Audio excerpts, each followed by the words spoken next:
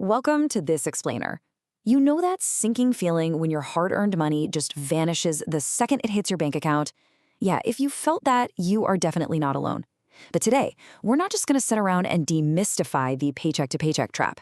We are going to build your exact step-by-step roadmap right out of it. Here is our roadmap for today. We'll quickly cover the paycheck-to-paycheck trap, look at why we get stuck, lay out your blueprint for escape, shift into building long-term wealth, and finally, achieve true financial freedom. Let's just dive right in. Starting off with Section 1, the paycheck-to-paycheck trap. Now, we've got to acknowledge up front that living paycheck to paycheck isn't always about having a low income.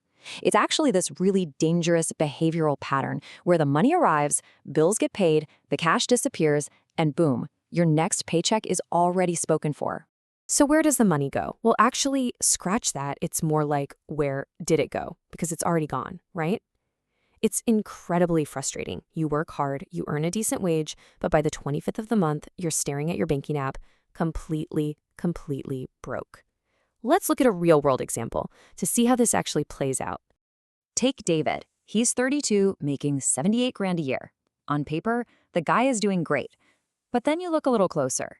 2 grand for rent, 700 on groceries, another 700 on entertainment and subscriptions, a massive $650 car payment, student loans, credit card minimums.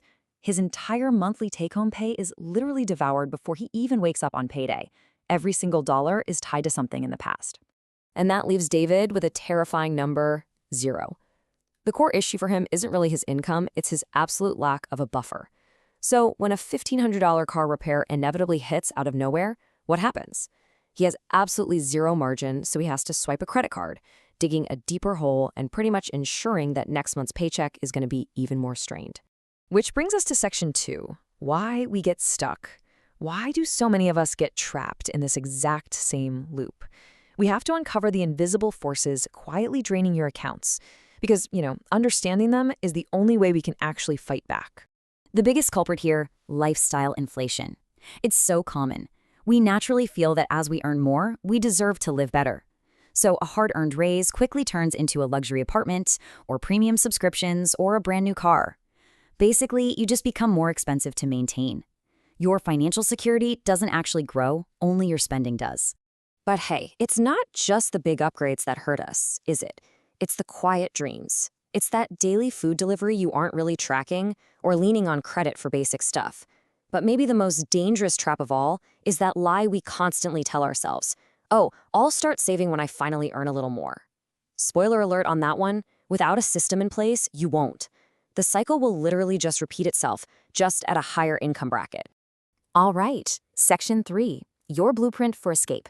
And here is the good news. Escaping this cycle doesn't require winning the lottery. It just requires a solid, structured plan. So let's get into the action phase. The absolute foundation of its blueprint is giving every single dollar a clear purpose. And a great way to visualize this is the classic 50-30-20 rule. 50% of your income handles the absolute essentials, housing, groceries, utilities. 30% is yours to actually enjoy, because let's face it, total deprivation just doesn't work long term. And a strict, non-negotiable 20% goes straight towards savings, investing, and just destroying debt. Step 2 is building a fortress around that budget, and that means an emergency fund. Look at Maria, a teacher. By just automating a seemingly small $50 transfer every week, she quietly built up a $2,600 safety net. So when her AC unit died right in the dead of summer, it was just a frustrating Tuesday for her. It was a minor inconvenience, not a massive financial catastrophe that forced her into high-interest debt. Then, Step 3, you've got to go on the offensive against high-interest debt. You basically have 2 powerful strategies to pick from here. The debt snowball, where you attack the smallest balances first to get those rapid psychological wins. Or the debt avalanche, where you target the highest interest rates to mathematically save the most cash over time. The secret isn't really which one you pick. It's choosing the one that fits how your brain works and then executing it relentlessly. Moving into Section 4, building long-term wealth. Once you've got that basic safety net and a plan to crush the bad debt, we can finally transition from just surviving to thriving. Frugality is great. It's incredibly important. But let's be real. Cutting expenses has a floor. Your earning potential does not. Actively finding ways to increase your income, whether that's aggressively negotiating a raise, learning a high-income skill, or launching a weekend freelance gig, is going to radically accelerate your timeline. Every extra dollar you earn is a dollar you can weaponize for your own freedom. Chris is a brilliant example of this in action. He started a side hustle offering evening bookkeeping that brought in an extra 15 grand a year. But here's the critical part. He didn't succumb to lifestyle inflation. He didn't go out and buy a boat. He deployed every single dollar of that new income as a targeted strike against his debt and to fully fund his savings. And that naturally leads us to investing. Look, this isn't just a game for the ultra-rich. It's for anyone who is willing to be consistent.